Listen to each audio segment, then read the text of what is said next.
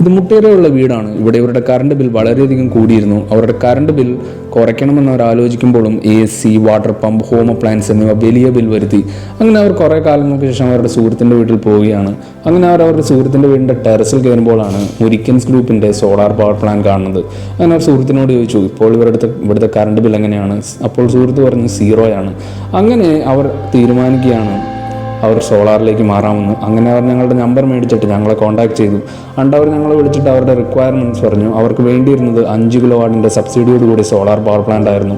അങ്ങനെ അത് ഞങ്ങൾ ഭംഗിയായി ഇൻസ്റ്റാൾ ചെയ്ത് കൊടുത്തു. ഇപ്പോൾ അവരുടെ കറണ്ട് ബിൽ 0 ആണ്. അവരുടെ ഒരു ദിവസത്തെ കറണ്ട് ജനറേഷൻ 18 മുതൽ 20 യൂണിറ്റ് വരെയാണ്.